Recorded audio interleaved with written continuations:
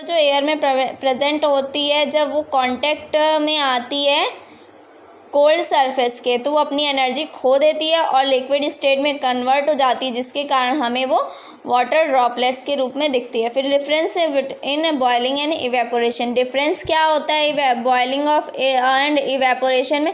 मैंने बॉइलिंग भी समझाया आपको और इवेपोरेशन भी समझाया। तो फर्स्ट क्या है, boiling occurs at a particular temperature. Boiling जो होती है एक निश्चित टेम्परेचर पे होती है। हाँ, जब हम लिक्विड को एक निश्चित टेम्परेचर पे गर्म करते हैं तो वो बॉइलिंग कहलाता है। और जो इवेपोरेशन है वो किसी भी टेम्परेचर पे हो सकता है। मैंने बोला था ना बिलो बॉइलिंग या इवेपोरेशन। बॉइलिंग या इवेपोरेशन से कम वाले किसी भी टेम्परेचर पे इवेपोरेशन हो सकता है। No cooling is caused during boiling. Cooling का कोई चांस नहीं होता है बॉइलिंग के दौरान। या evaporation always causes cooling. Evaporation के बाद हमेशा क्या हो जाता है, कूल हो जाता है surface. Boiling is bulk phenomenon, that is it involves formation of bubbles of the vapour from bulk of the liquid.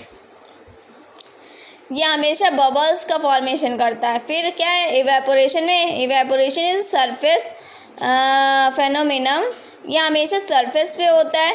That is it takes place only the surface of the liquid. ये केवल surface पे होता है और ये whole मतलब पूरे liquid में होता है ये जो प्रोसेस होता है। ठीक है, नेक्स्ट आते हैं हम।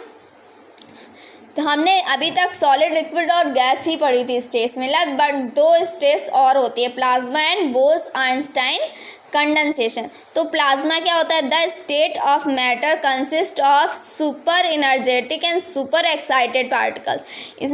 इसके पार्टिकल्स में सबसे ज़्यादा एनर्जी और सबसे ज़्यादा एक्साइटेड पार्टिकल्स होते हैं, which are in the form of ionised gases. ये आयन्स के रूप में होते हैं गैसेस के। ठीक है, the fluorescent tube and neon sign bulb contain plasma. जो फ्लोरोसेंट ट्यूब होती है और जो नियॉन बल्ब्स होते हैं उनमें ये प्लाज्मा स्टेट होती है। ओके, इन फ्लोरोसेंट ट्यूब में देयर इज हीलियम गैस भरी रहती है, which a neon sign bulb contains neon gas. और नियॉन साइन बल्ब में नियॉन गैस भरी रहती है। व्हेन इलेक्ट्रिसिटी, जब इलेक्ट्रिसिटी इसमें पास करी जाती है तो ये क्या करते हैं, आयनाइज्ड हो जाते हैं और ग्लोइंग प्लाज्मा इज फॉर्म, और ये चमकता हुआ प्लाज्मा इनमें बन जाता है। The colour of this glowing plasma depends on the nature of gas. जो कलर दिखता है वो किस पे डिपेंड करता है, गैस के नेचर पर, कैसी है गैस उस पर डिपेंड करता है। The sun and the star glow due to the plasma in them. वो सन और जो स्टार्स हैं वो भी प्लाज्मा के कारण ही ग्लो करते हैं। The plasma in stars is form due to high temperature. High temperature के कारण स्टार्स में प्लाज्मा बनता है। फिर बोस-आइंस्टाइन कंडेंसेशन क्या है, इन 2020 में an Indian physicist Satyendra Nath Bose ने क्या किया था, did some calculation for the fifth state of matter. Matter के पाँचवें स्टेट के लिए कुछ एक्सपेरिमेंट्स किए थे। बेस्ड ऑन दिस कैलकुलेशन, इस कैलकुलेशन के आधार पर Albert Einstein predicted the existence of a new state of matter called the Bose-Einstein condensate BEC।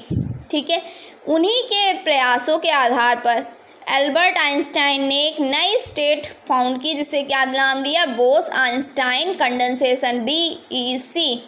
In 2001 में Eric A Cornell, Wolfgang Ketterle and Kelly E. Wieman of USA shared the Nobel Prize in Physics। इन दोनों को क्या मिला, Nobel prize मिला physics में for achieving बोस-आइंस्टाइन condensate. किसे, बोस-आइंस्टाइन condensate state प्राप्त करने के लिए। The BEC is formed when a gas having extremely low density. जब किसी गैस की बहुत ज़्यादा कम घनत्व होता है, बहुत ज़्यादा कम डेंसिटी होती है, ऑफ द ऑर्डर 100, 1/100th या 1/1000 of density of normal air से बहुत ज़्यादा कम डेंसिटी होती है। तो ये स्टेट प्राप्त होती है cool to super low temperature, और जब उसे बहुत ज़्यादा कम टेम्परेचर पे कूल किया जाता है तब ये स्टेट उस पार्टिकल को प्राप्त होती है। So your chapter is now finished. ठीक है, रीड प्रॉपरली।